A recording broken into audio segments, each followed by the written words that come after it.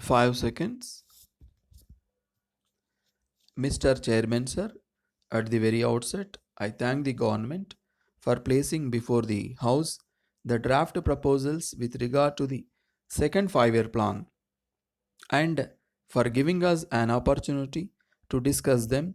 So far as this plan is concerned, it is our duty to examine whether it is up to our expectations or not.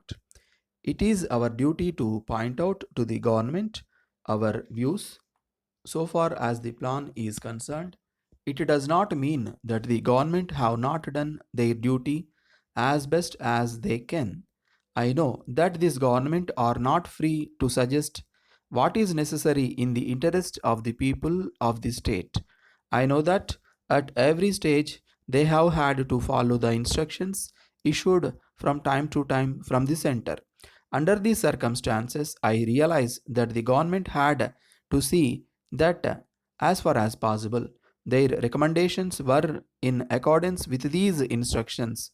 So, we had to restrict ourselves in the manner in which our plan had to be put up before the central government. In spite of it, it is true that our plan is a realistic one. At the present time, in all countries, planning has become the order of the day. At the outset, I would like to point out that the object of the first plan was twofold.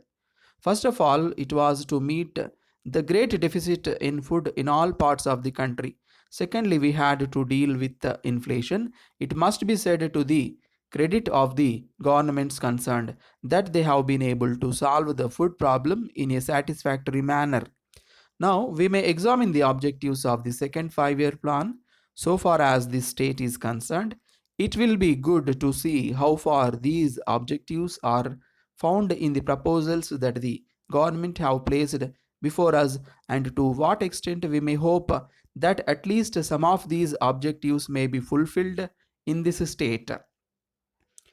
So far as the objectives are concerned, the first objective is an increase in a national income. For this purpose, some figures have been given as to the growth in a national income. But it must be said that so long as the price levels of all the commodities change from time to time, we cannot say that the increase in a national income will increase the purchasing power of the people. The second objective is full employment. Honorable members have dealt with this problem. I think it is one of the basic factors to be taken into account. But there is no reference in the plan to the number of unemployed people in the different regions.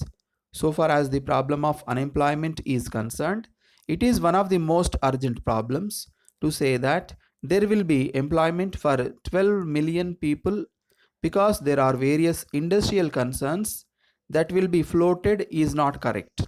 As a matter of fact, unemployment is a problem of the locality because we cannot take the unemployed people from one part of the country to the other.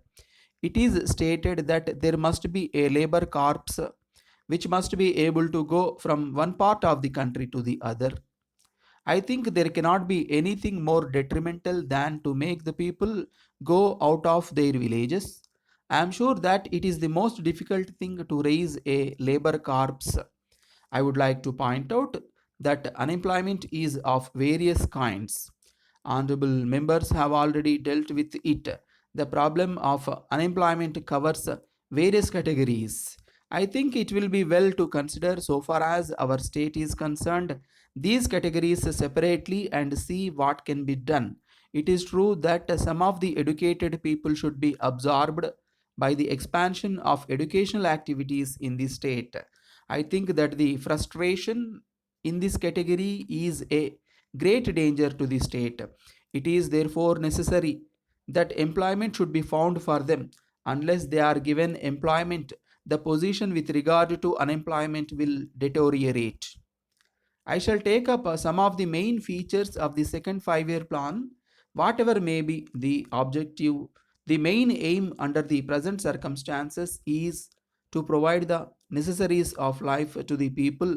From this point of view, it will be agreed that we should enable the people to get food, clothing, and housing.